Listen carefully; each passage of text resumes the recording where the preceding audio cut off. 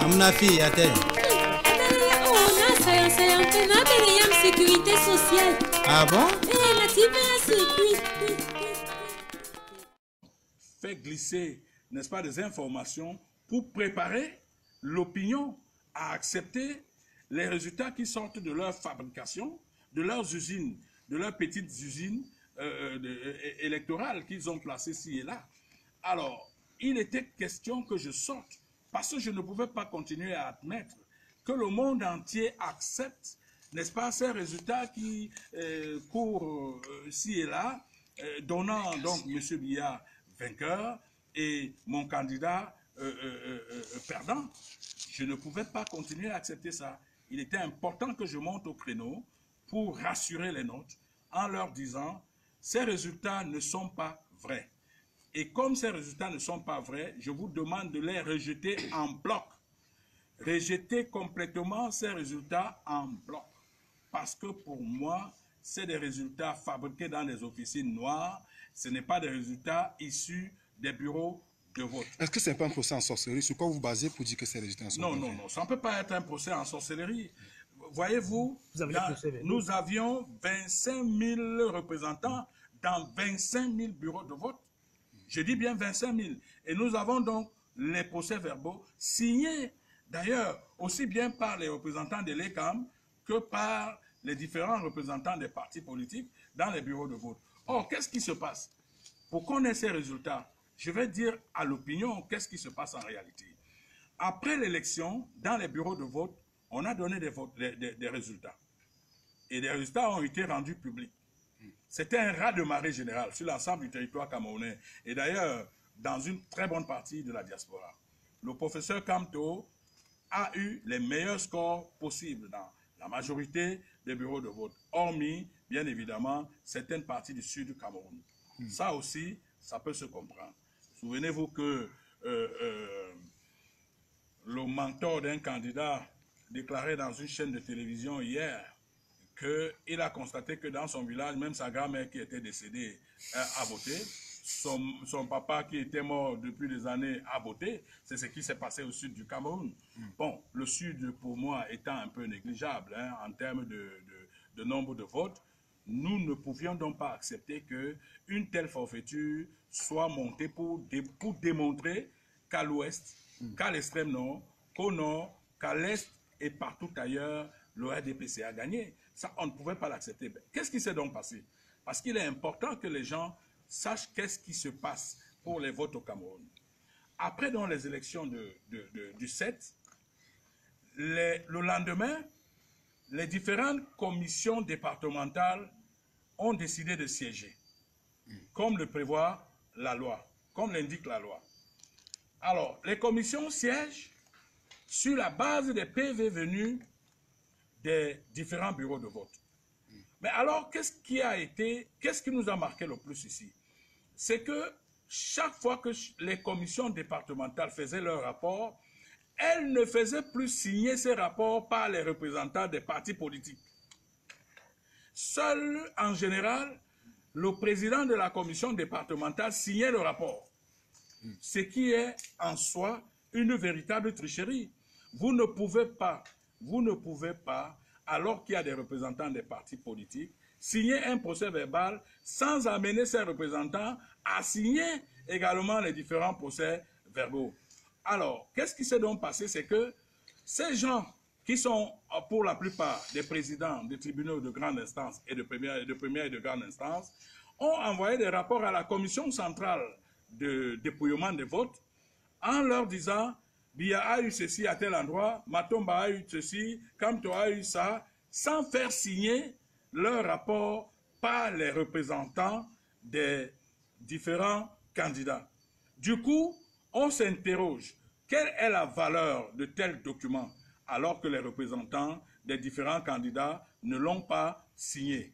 Dans la plupart du temps, tous les bulletins, tous les rapports qui ont donc pondu ces fameux résultats que vous êtes en train de regarder dans les réseaux sociaux sont la sommation, dont la somme des différents résultats, des différents rapports des présidents des commissions départemental de vote. Et nous, on ne peut pas accepter ces rapports pour la simple raison que nos représentants n'ont pas signé ces différents documents montés savamment par les présidents de première et de grande instance qui sont donc les présidents des commissions départementales sur l'ensemble du territoire camerounais. Mais messieurs les journalistes, je voudrais vous poser une question. Elle est bête. Mais comment peut-on être allé à une élection? Nous sortons d'une élection, alors que les procès-verbaux portent les signatures de tous les représentants, les rapports départementaux ne portent la signature d'aucun représentant de parti politique. On ne peut pas accepter de tels résultats. Nous avons des procès-verbaux. Et c'est sur la base de nos procès-verbaux que nous avons déclaré notre victoire sur le régime grabataire actuel. Alors, pour nous, et ça c'est ce que prévoit la loi, en cas de contestation, c'est le procès-verbal sorti des bureaux de vote qui prime. Alors, il s'agira donc pour nous de recuser et de contester de manière tout à fait ferme ces différents rapports venant des commissions départementales et exiger que, finalement, c'est les procès-verbaux issus des urnes qui soient pris en compte. D'ailleurs, souvenez-vous qu'il n'y a pas longtemps, une grande puissance dans le monde exigeait qu'on fasse des décomptes bureau de vote après bureau de vote. Les procès-verbaux en notre possession donnent largement le professeur Maurice Kamto vainqueur de cette élection. Et nous nous en tenons à ça, parce que c'est les procès-verbaux qui sont plus importants que toute autre chose pour nous. Mais vous allez les rendre publics, vous allez publier, vous allez dévoiler. Dès demain, soyez rassurés, j'appelle la presse nationale et internationale, nous allons montrer tous ces procès-verbaux, les procès-verbaux en tout cas autant qu'on le pourra, parce que s'il faut montrer les procès-verbaux, ça nous prendra 2 ou 3 jours. Les procès-verbaux vont être présentés devant la presse, mais aussi en même temps, les rapports des commissions départementales. Vous allez voir que certains rapports commencent par des tableaux, sans aucune introduction, et à la fin, on a la conclusion du président du tribunal de première et grande instance. On ne sait pas de quoi il s'agit.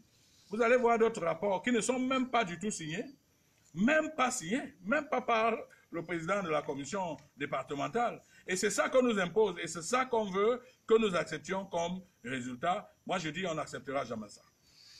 Bien. Maintenant, quel regard portez-vous sur les formes de menaces qui sont faites depuis ces derniers jours par le ministre de l'administration territoriale, Paul Atanga? Pour nous, pour moi, le ministre de l'administration territoriale est un agitateur. Et quand je le vois, quand je le regarde, il transparaît dans son regard quelqu'un qui est la face visible d'un complot contre l'État du Cameroun. Le ministre Atanga me semble être quelqu'un qui est monté pour déstabiliser le pays. Je vous le dis parce que, de mémoire d'homme, de mémoire de Camerounais, je n'ai jamais vu ce type de ministre au Cameroun. Je comprends que son comportement peut être un tout petit peu dicté par le nombre d'années qu'il a passé à l'école. Parce que ça aussi, il faut dire merci à Magellan qui a créé l'école. Ça, ce comportement peut être dicté par ce genre, par cette histoire-là. Mais par Charlemagne, pardon. Donc, admettons-le honnêtement, moi j'ai vu des ministres de l'administration territoriale qui se donnaient un peu de poids, un peu de kilos. Chaque fois que M. Atanga sort, regardez bien ses yeux. Vous avez l'impression qu'il est passé par une antichambre avant de venir parler aux citoyens camerounais. Et ça n'honore pas l'État du Cameroun. Pourquoi? Parce que c'est avant tout un ministre de l'administration territoriale. C'est-à-dire que celui qui est chargé de maintenir la paix.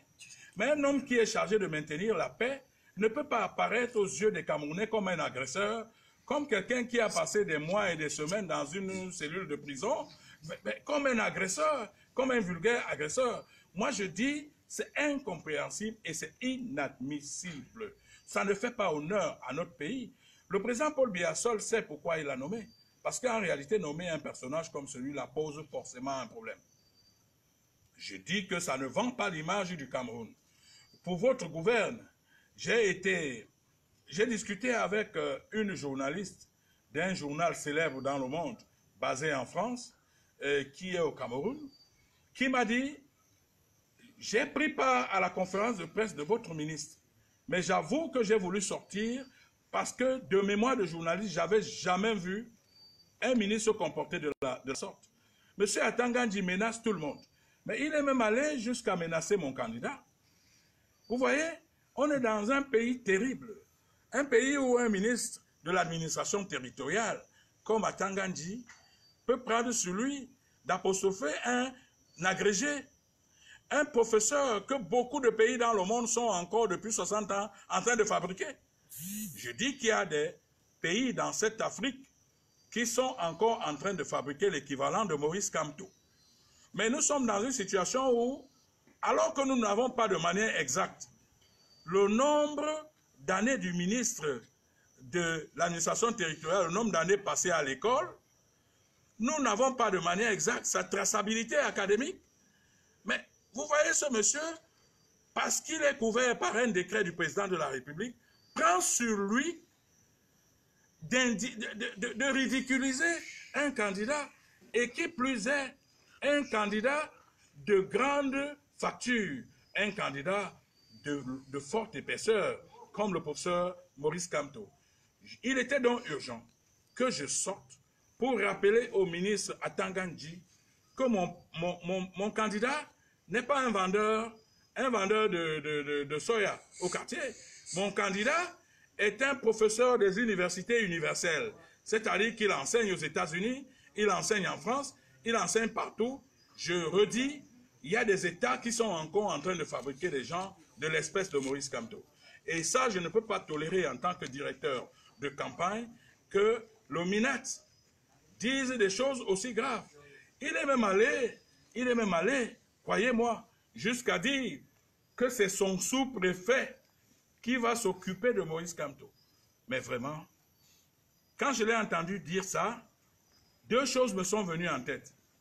Ou alors, M. Atangandji a l'équivalence intellectuelle de la fonction qu'il occupe, auquel cas, il sait de quoi il parle, ou alors il n'en a pas, auquel cas, M. Biya a dû se tromper, parce que vous ne pouvez pas, alors que vous êtes ministre de l'administration territoriale, dire qu'un sous-préfet va s'occuper d'un candidat. M. Atangandji, pour sa gouverne, et ça, il faut qu'il aille lire les cours de droit administratif, un sous-préfet n'a pas de pouvoir pour signer un mandat, n'est-ce pas, un mandat de garde à vue administrative contre quelqu'un. Le sous-préfet n'a pas ce pouvoir. Qu'il soit donc dit à M. Atangandji, peut-être pas des répétiteurs qu'il va prendre ces jours-ci pour le poste qu'il occupe, que seuls les préfets signent donc des mandats administratifs, des mandats de garde à vue administrative. Mais M. Atangandji ne s'est pas seulement arrêté à ce niveau. Il m'a même menacé, moi. Je dis, ok, moi je suis un prisonnier. Oui, ok, je suis un prisonnier, j'ai mis 8 ans en prison, mais il me semble que c'est mon ancien copain de prison, c'est-à-dire qu'il a aussi mis 8 ans de prison comme moi.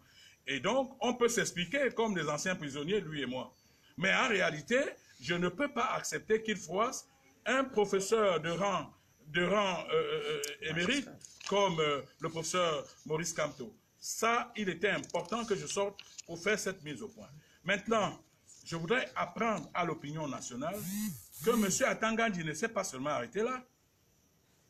Il a appelé le père de Valsero pour lui dire de conseiller rapidement à son fils de quitter derrière Kamto, de quitter Kamto. Vous pouvez imaginer ça? Mais quand je regarde le visage de Valsero, ce grand patriote, il se dégage qu'il est quand même majeur. Et qu'un père n'a donc rien à dire à un majeur. Même en pays bêtis. Valsero est majeur. Il a fait son choix librement et a décidé de suivre le professeur Kamto. Et parce qu'il a décidé de le suivre, Atangandji n'a pas appelé son père pour l'influencer à se désolidariser de sa coalition avec le professeur Maurice Kamto. Les Camerounais doivent savoir que M. Atangandji l'a fait il y a quelques heures. Il a appelé le père de Valsero. Alors, lorsque vous ajoutez à ceci le fait qu'il se comporte exactement comme si le Cameroun a commencé avec lui et que le Cameroun va finir avec lui, je voudrais rappeler à M. Atangandji qu'il y a eu des prétentieux et des fougueux comme lui dans le gouvernement de M. Biya en 36 ans. Mais ils sont à Kondengui. Ça veut dire qu'au moment où il se comporte comme s'il est Superman ou Spider-Man, il faut qu'il sache qu'il y a des gens qui se sont comportés comme ça, mais qui sont à Kondengui.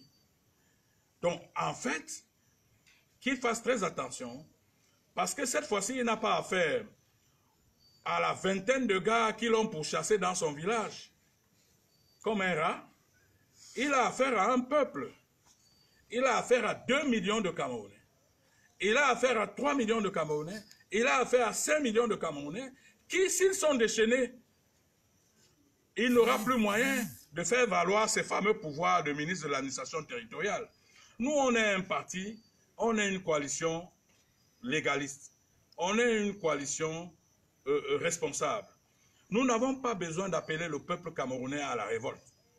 Si M. Atangandi nous attend sur ce terrain, nous ne le servirons pas. Nous ne lui donnerons jamais cette occasion. Il doit savoir que le peuple camerounais est mature. Et ce peuple défendra son vote.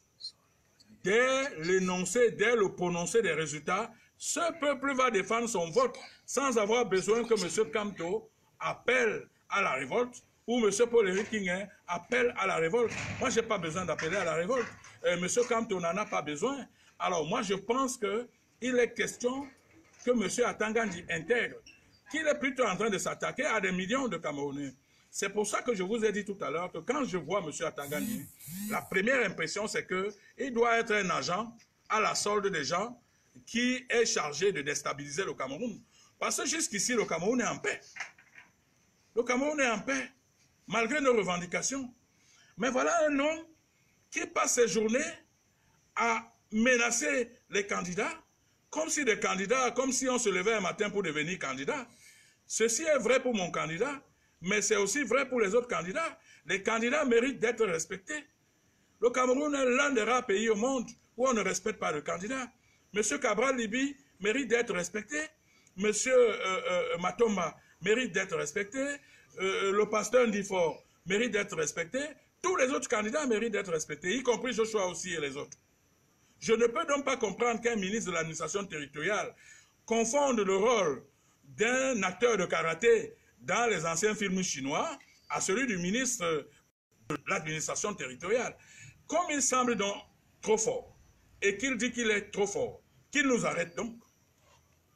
Mais qu'il nous arrête, mais qu'il prépare en même temps 20 000 cercueils, 2 millions de cercueils. Il faut que ces gens sachent que le Cameroun appartient à tous les Camerounais. Le Cameroun, ce n'est pas une affaire d'Atangandi parce qu'il est devenu ministre, ou alors une affaire de Chiroma. Vous savez, le Cameroun est l'un des rares pays qui met sa parole entre les mains d'un mécanicien du chemin de fer. Vous savez que le ministre Chiroma, c'est un cheminot. Donc, on ne met pas la parole dans la bouche d'un mécanicien du chemin de fer. On met la parole dans la bouche des gens qui ont appris un peu de diplomatie et qui doivent parler de manière réservée à leur vis-à-vis. Ici, là, nous avons droit à un film de karaté chinois où nous voyons des ministres se comporter comme des gamins du quartier. Alors, si c'est dans ces conditions qu'ils entendent nous faire taire, nous, on leur dit qu'on ne se taira jamais devant de telles menaces. On ne menace pas un gars qui a mis 8 ans en prison. On ne menace pas un gars qui considère la prison comme le Hilton. Parce que pour moi, la prison est comme le Hilton. Il m'envoie là-bas ce qu'il m'a envoyé au Hilton.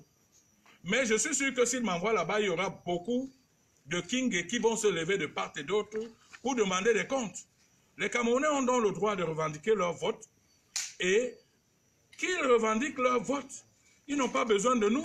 Nous, on ne donnera jamais de mot d'ordre pour que les votes soient revendiqués. Le peuple camerounais est mature. Croyez-moi, sur l'ensemble du territoire, les Camerounais sont prêts à revendiquer leur vote. Et nous demandons à ces gens-là de revendiquer leur vote. Maintenant, s'il vous plaît, je parlais des différentes provocations du ministre Atangandi et du système en place. En réalité, ils veulent qu'il y ait émeute pour qu'on nous fasse porter la responsabilité. Moi, j'en sais quelque chose, puisque j'ai été poursuivi pour les émeutes de février 2008. j'étais couché chez moi. Mais on a dit que non, pourquoi le maire est couché? Il est certainement couché parce que il savait qu'il y a quelque chose dehors. Et on m'a condamné. C'est ce qu'ils sont en train de rechercher. Mais nous, on ne les servira pas. On ne leur donnera pas cette possibilité. Parce que, voyez-vous, ils multiplient des provocations chaque jour. Vous savez, par exemple, que à Banganté, les représentants du MRC ont été chassés des salles. Vous savez qu'au nord-ouest, qu'à Garoua, à Maroua, à l'est, et même à Genève, les représentants du MRC ont été chassés des bureaux de vote. Voici des gens qui disent vouloir gagner une élection, mais ils ne veulent personne d'autre pour les contrarier, alors que les règles du jeu demandent qu'il y ait des représentants des autres partis dans des bureaux de vote. Donc, permettez-moi de vous dire ce soir que, en fait, les problèmes ne viennent pas du professeur Maurice Kamto, ni de sa coalition. Les problèmes viennent de l'État du Cameroun, qui passe le temps à multiplier des provocations. L'autre provocation, c'est par exemple l'arrestation de notre ami du parti, M. Okala Ebodé. Voici un Camerounais qui débarque dans son bureau de vote et qui constate que on a voté en ses lieux et places. Et on a aussi voté en lieu et place de sa femme. Il le fait savoir avec vigueur.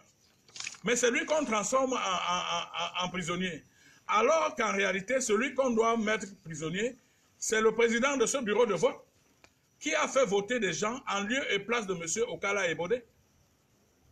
Et lorsque vous passez à la PJ centrale, il y a une ceinture sécuritaire telle que, donnant l'impression que Okala Ebodé est un terroriste.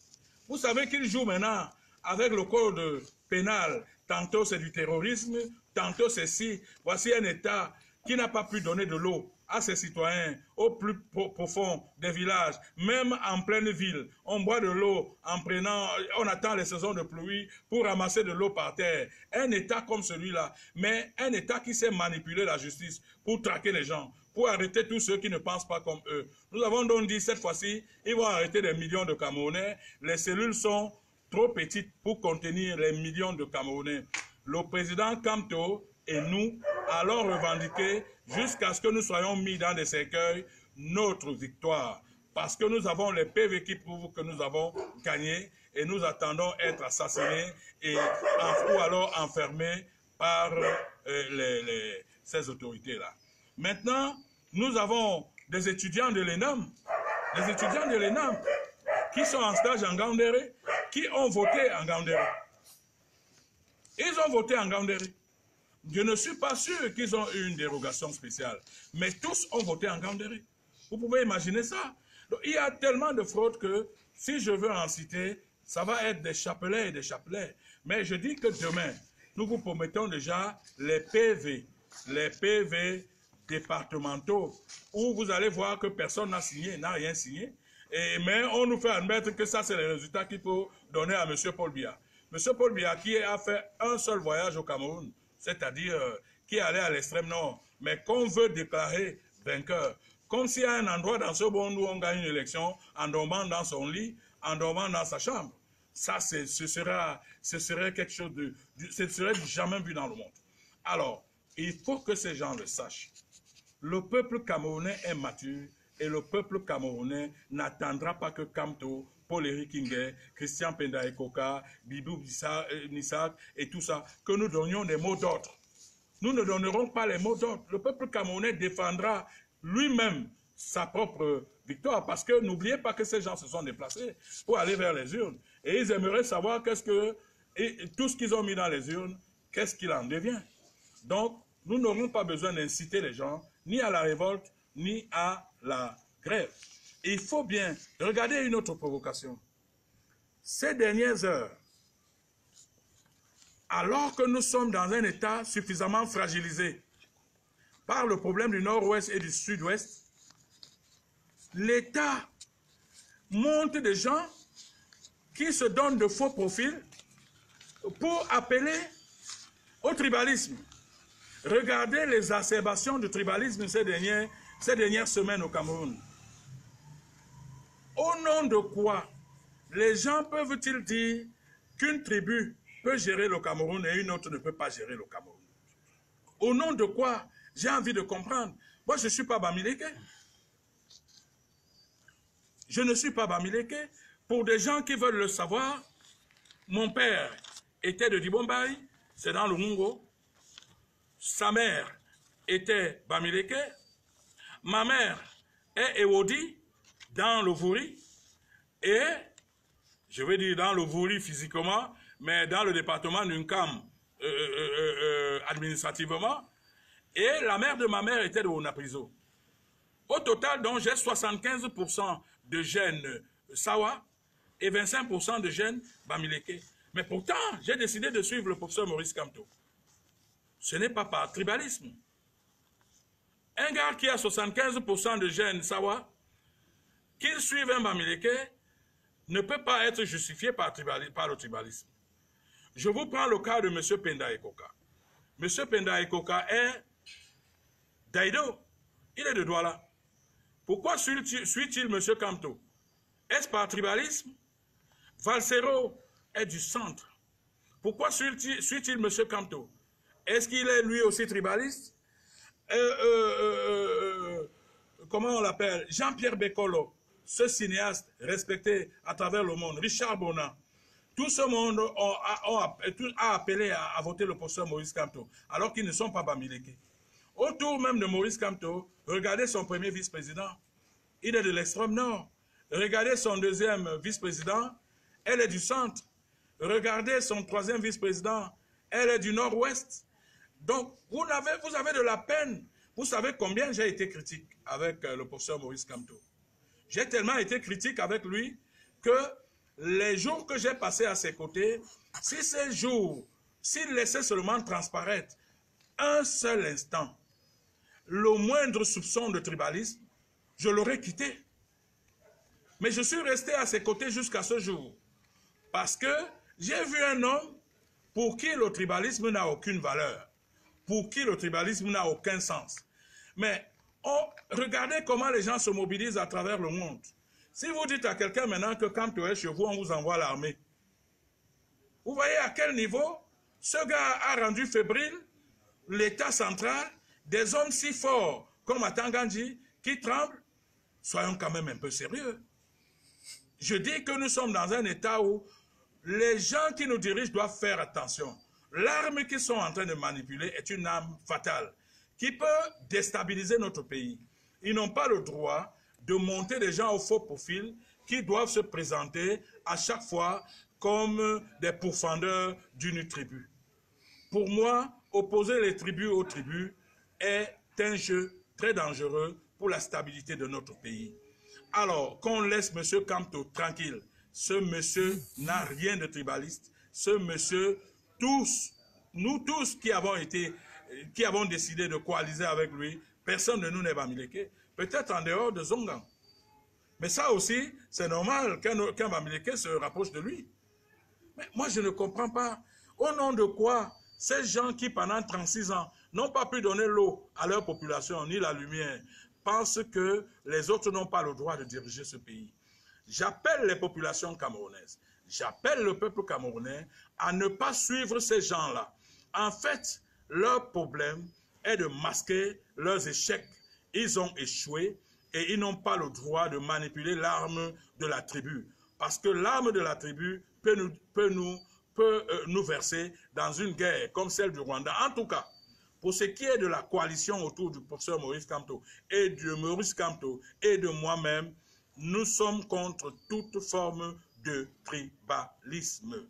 Maintenant, les oiseaux de mauvais augure qui naissent de part et d'autre par de faux profils, à travers de faux profils, et quelques-uns même se faisant passer pour des intellectuels, que moi j'appelle vraiment des pseudo-intellectuels, et qui agitent la toile sur des questions de la tribalité, il faut qu'ils fassent très attention. Ce pays, si M. Biya et son régime ne les jugent pas, l'histoire les jugera. Parce qu'on ne joue pas avec l'histoire. L'histoire finit toujours par nous rattraper dans nos bêtises. Moi, je pense que j'ai rencontré un professeur, quelqu'un de très bien.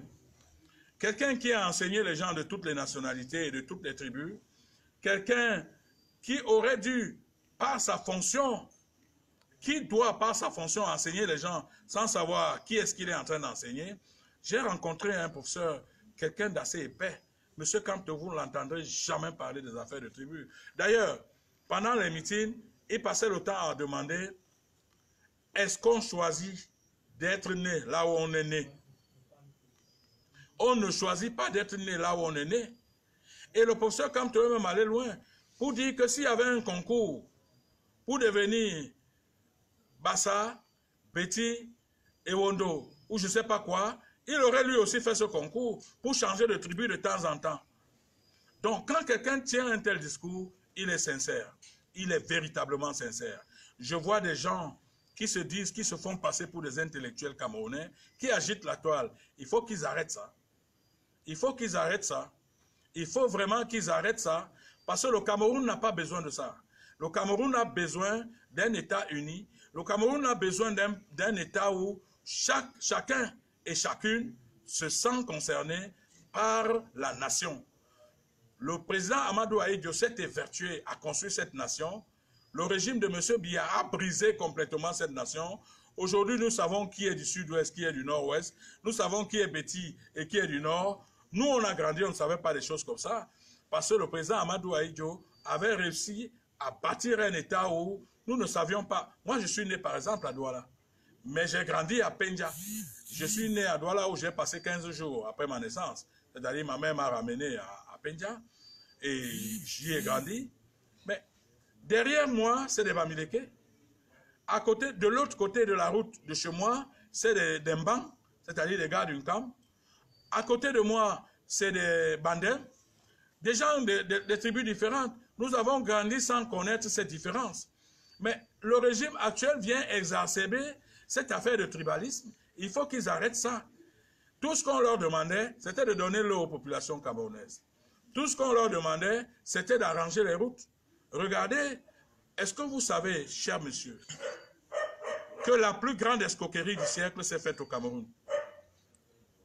C'est-à-dire qu'un pays où le président vous dit d'attendre 2035 pour faire le bilan de ce qu'il a fait. Entre-temps, sa fille paye les taxis de 200 €, de 200 $. Eux-mêmes, ils mangent, ils se construisent de grandes maisons. Mais ils vous disent que non, en 2035, laissez-nous d'abord manger, on fera le point avec vous en 2035. Alors qu'il sait pertinemment qu'en 2035, il sera entre 102 ans et 105 ans. Donc, il ne sera même plus là. C'est la plus grosse escroquerie qui puisse exister dans ce monde. Regardez tout ce que vous appelez comme projet structurant. Aucun n'a abouti jusqu'à ce jour. Ces gens volent comme des souris. Ces gens volent comme des rats. Et quand ils veulent masquer, n'est-ce pas, leur faiblesse, ils agitent l'arme du tribalisme. Les Camerounais n'ont pas le droit de les suivre dans cette histoire. Qu'ils laissent les chefs traditionnels, au lieu de continuer à les agiter comme ils sont en train de le faire ces jours. Quand vous ouvrez un journal de CATV, on vous montre les chefs traditionnels Sawa, les chefs traditionnels du Nord, qui disent non à Maurice Kamto. Est-ce que les chefs traditionnels ont le droit de dire non à un citoyen camerounais? Le citoyen Kamto a aussi le droit d'être candidat. Et il a été candidat, et il a été largement plébiscité.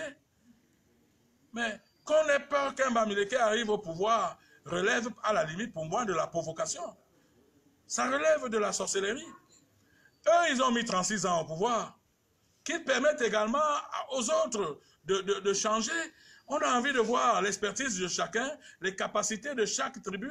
On a envie de voir ça. Souvenez-vous que le professeur Joseph Ona, dans l'une de ses sorties il y a quelques années, disait que pour lui, le pouvoir devrait même être aller d'une région à une autre. Devrait même être rotatif. Pourquoi ne l'a-t-on pas tué? Alors, tous les jours, ils sont dans la provocation. Ils nous provoquent parce qu'ils veulent, le moment venu, utiliser la justice qu'ils savent si bien utiliser pour dire King a fait ceci, Kamto a fait cela. Nous ne leur donnerons pas cette occasion. Ce sont des gens qui sont morts dans leur propre film. Nous ne leur donnerons pas cette occasion. Les Camerounais sont matures et ils vont revendiquer leur victoire. Ils n'ont pas besoin d'un mot d'ordre venant de nous.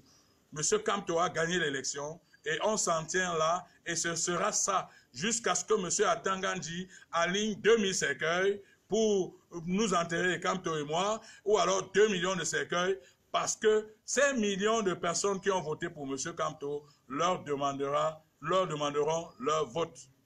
Parce que ces gens ne sont pas prêts à laisser leur vote s'envoler. Mais nous, on n'appellera pas des gens à descendre dans la rue parce que nous avons une très haute idée de la République. Nous sommes moins agités que M. Atangandji. Nous sommes moins agités que M. Tiroma. Vous faites là une précision que nous attendions tous, le fait de ne pas appeler les gens à aller dans la rue.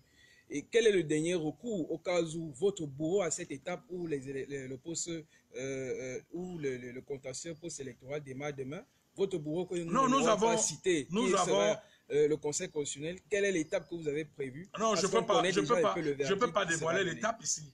Mais les Camerounais se rendront à l'évidence que nous ne laisserons pas notre victoire être volée.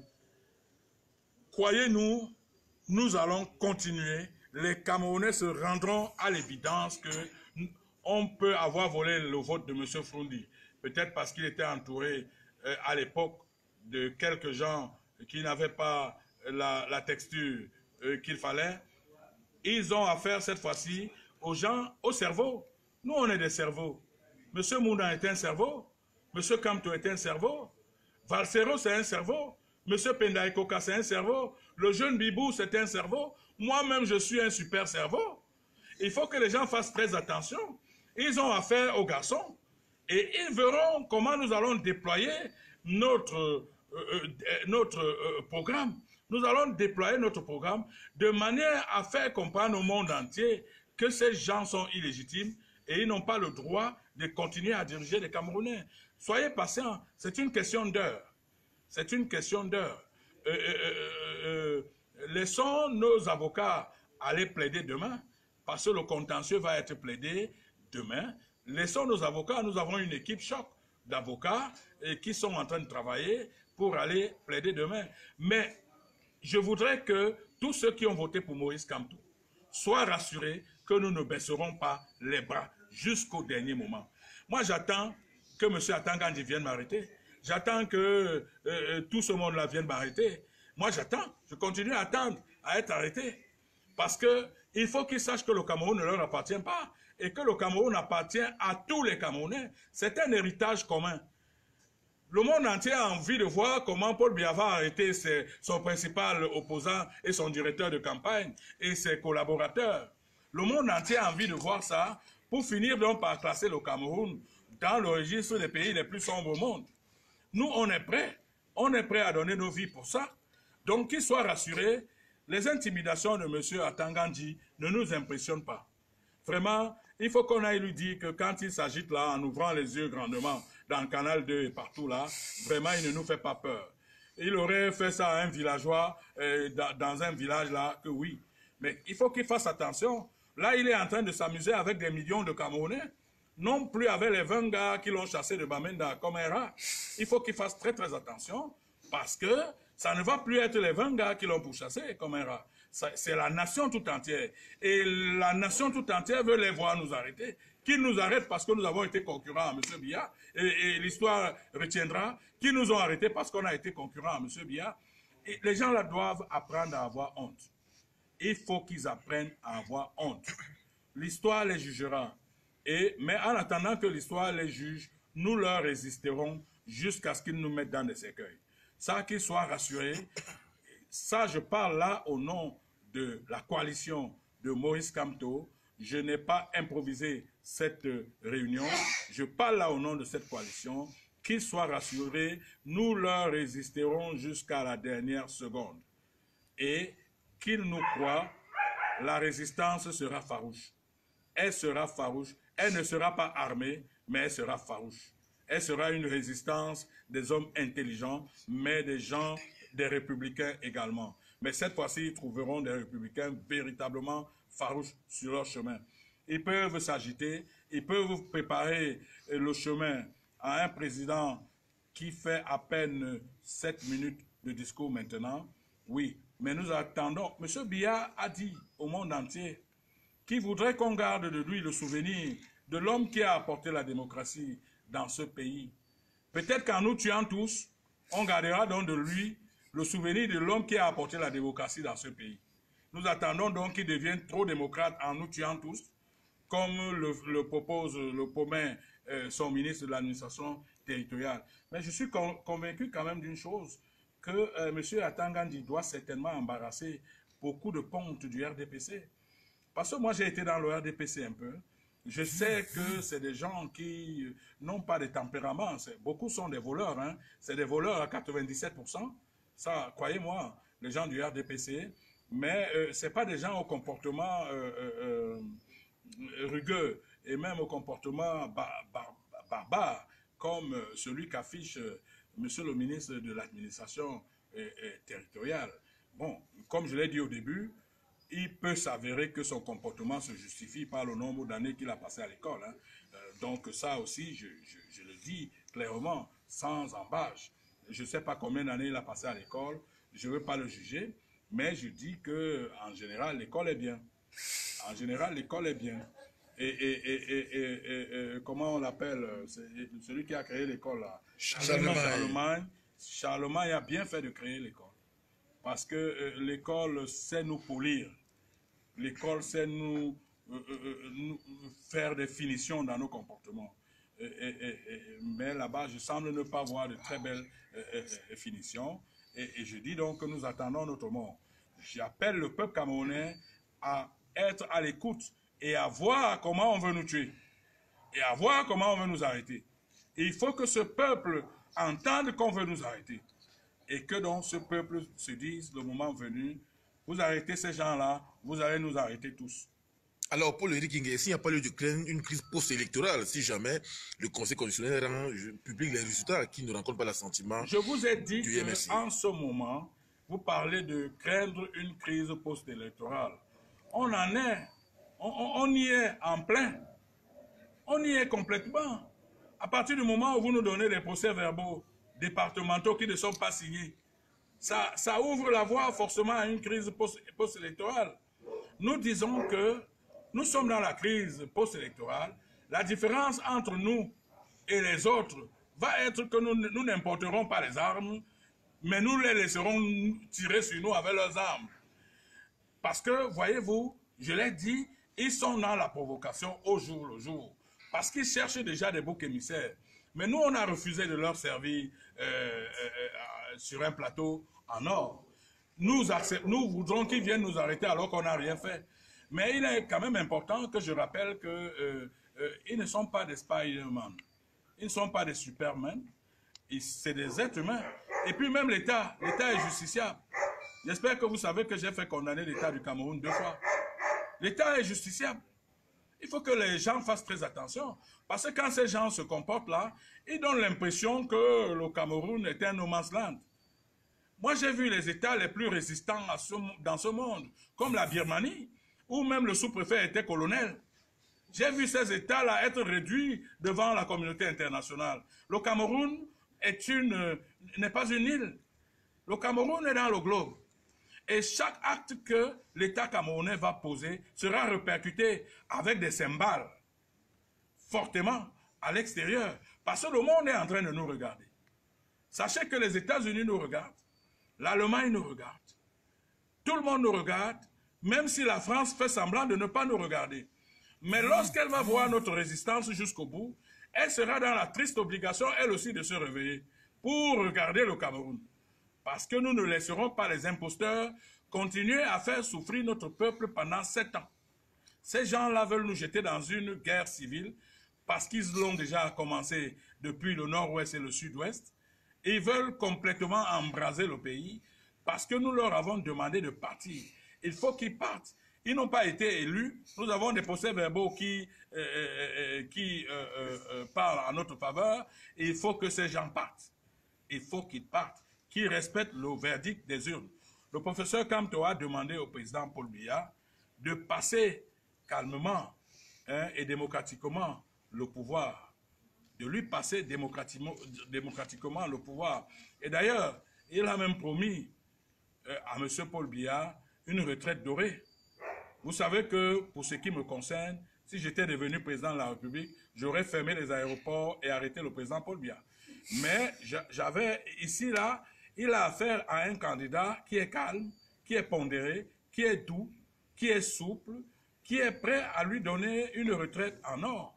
Moi, je ne lui aurais jamais donné une retraite en or parce que lorsqu'un État vous donne 7 années, mais alors 7 ans, fois 6, et que vous trahissez cet État, vous méritez de passer devant un tribunal. M. Biya est là depuis 36 ans. Je crois 36 ans. Il n'a rien donné à son pays. Le Cameroun a donné à M. Biya tout ce qu'aucun chef d'État en Afrique n'a reçu. On lui a donné la paix nécessaire pour la construction d'un pays. On lui a donné la révérence. On lui a donné l'abnégation. On lui a même donné, il ne restait plus que la canonisation. M. Biya était en voie d'être canonisé.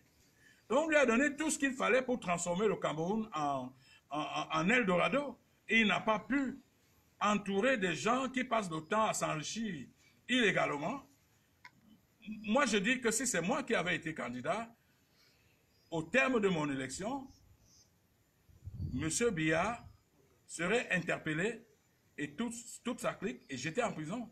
Parce que quand un peuple vous fait confiance, la trahison d'une confiance d'un peuple mérite un jugement. Mais bon, M. Kamto a dit, moi je suis démocrate, je vais travailler avec tout le monde. M. Biya aura la retraite la plus aisée au monde, lui et sa famille. Et même, il est allé jusqu'à dire, ceux-là qu'il appelle même tribalistes, il est même allé jusqu'à dire que même ceux-là qui l'entourent, il ne va pas les poursuivre. Mais au contraire, on devrait plutôt prendre ce monsieur comme un dieu. Parce que je vous dis, moi, je n'aurais jamais fait ce type de déclaration. Donc pour moi, il faut que les Camerounais sachent que Maurice Kamto est une perle que Dieu vient de susciter au peuple camerounais pour 2018. Si nous ratons le coach de faire de lui le président qu'il est devenu à travers les votes, alors soyons rassurés que ça va être très difficile pour notre pays de changer.